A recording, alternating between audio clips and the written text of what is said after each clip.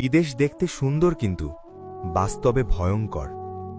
প্রবাস এই একটি শব্দের মাঝেই লুকিয়ে আছে হাজারো না বলা কথা, চাপা কষ্ট আর থেমে থাকা চোখের পানি। কেউ সুখে প্রবাসে যায় না। প্রিয়জনদের ছেড়ে, আপন মাটি ছেড়ে, নিজের ভাষা ছেড়ে একটি মানুষ শুধু তখনই প্রবাসে পা বাড়ায় যখন জীবনের প্রয়োজন তাকে বাধ্য করে। বাড়ি মাত্র 5 ঘন্টার পথ, অথচ সেখানে যেতে সময় লাগে 5 বছর। কি নির্মম বাস্তবতা! পরিবার, আত্মীয়স্বজন, নিজের মা বাবা, স্ত্রী, সন্তান সবই আছে, তবুও তাদের স্পর্শে পৌঁছতে যেন বছরের পর বছর পেরিয়ে যায়। প্রবাসী মানুষটা প্রতিদিন জাগে ভোরের আগে, কাঁধে নেয় হাজারো দায়িত্ব। দিনের পর দিন কাজ করে, রোদে পুড়ে, বৃষ্টিতে ভিজে, তবুও মুখে একটাই কথা, পরিবারের মুখে হাসি চাই। সে নিজের হাসি বিসর্জন দিয়ে পরিবারের সুখ কিনে আনে। বিদেশের মাটিতে কেউ নেই পাশে, নেই কোনো আপনজনের কাঁধে মাথা রাখার সুযোগ।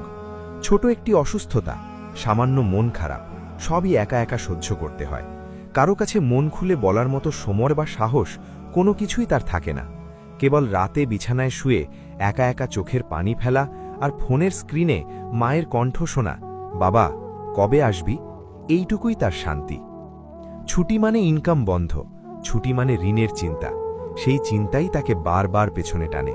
সে জানে দেশে গেলে হয়তো বুক ভরে নিঃশ্বাস নিতে পারবে, কিন্তু ফেরার পর পকেট খালি হলে পরিবারের চোখে অক্ষম হয়ে উঠবে।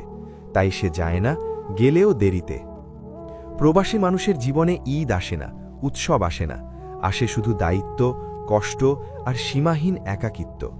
ফোনে দেখা ছেলের ছবি, স্ত্রীর হাসি মুখ, মায়ের চোখের জল সবই হয়ে ওঠে তার জীবনের শক্তি, আবার দুর্বলতাও।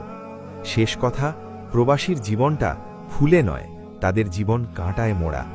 আমরা যারা দেশে আছি, আমাদের উচিত তাদের কষ্টকে সম্মান করা, তাদের ভালোবাসা ও ত্যাগকে উপলব্ধি করা, কারণ ওরা নিজের স্বপ্ন বিসর্জন দিয়ে আমাদের স্বপ্ন পূরণ করে।